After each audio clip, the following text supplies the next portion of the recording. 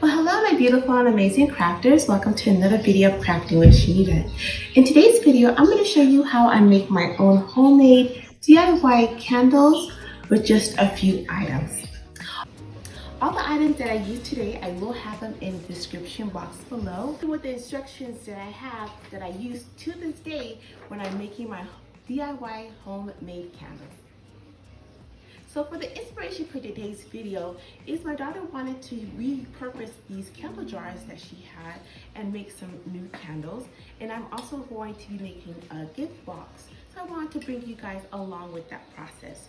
So I'll be showing you today how to repurpose old candle jars and refill them up with your favorite scent and make a new candle, and also how to prepare your own using a brand new jar as well.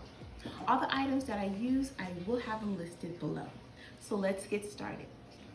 Now to repurpose the candle jars, I'm going to be placing them in a pot of boiling water so I can melt down the remaining wax that's inside the jar, and then very carefully remove the wick and clean the jars so I can refill them and reuse them. Just keep an eye on them when you have them on the stove if you're going to use this process, and just be very mindful and be safe with doing this process.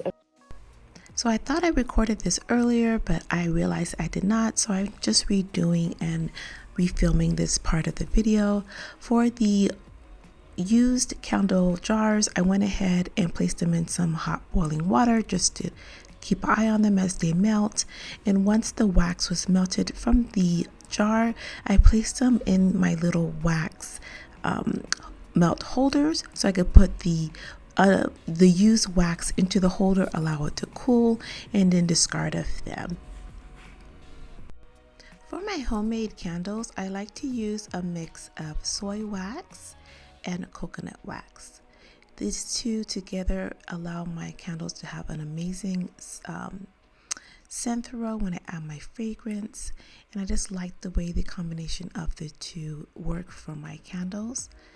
I like to do about 80-20%, and I like to use 196 grams of wax per batch that I make, and 18 grams of fragrance oil. And using my scale, I'll measure out about 175 grams of the soy wax, and then the remaining would be the coconut wax. It allows my candles to harden well, and I just like the combination of the two.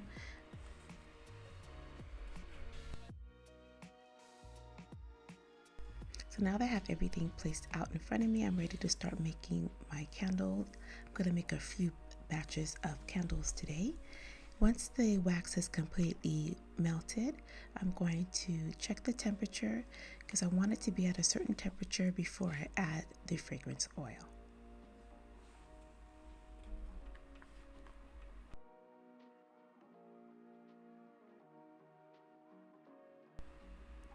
And once I add the fragrance oil to my candle soy wax, melted wax, I like to stir it for quite a bit of time to make sure that fragrance oil is incorporated in the candle wax.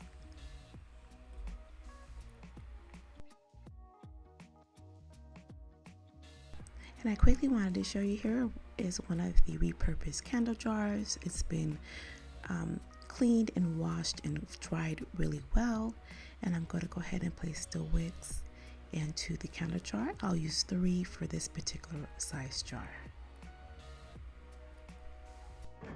So I purchased these wicks on Amazon. I will have them listed below. I've used them pretty much all my candles.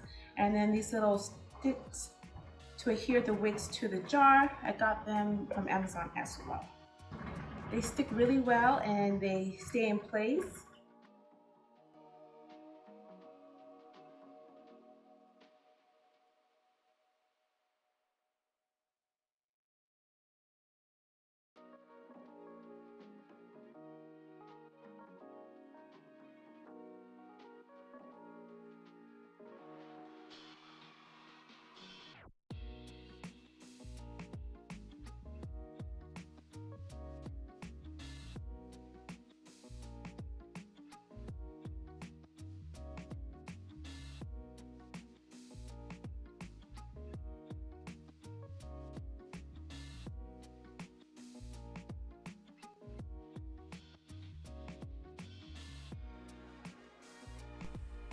Now it's been 24 hours and I'm gonna go ahead and cut the wicks and continue to finish packaging the candles and the wax melt. And I like to cut the wick about 1/4 from the candle, and I like to allow my candles to sit for a few days, at least 7 days before lighting them. I know some people even like to let it sit for 14 till 30 days. It will just be trial and error and works best for you. And with the remaining wax that's left over when I make my candles, I like to make these little wax melt using a silicone mold that I have. And I would use my little wax holder to put the melt in, just to make a very mess-free candle experience. And these make amazing gifts as well. Well, I hope you enjoyed today's video. I hope you learned a little bit or a lot, and we cannot wait to see you on the next video of Crafting with Shaneda. Happy crafting!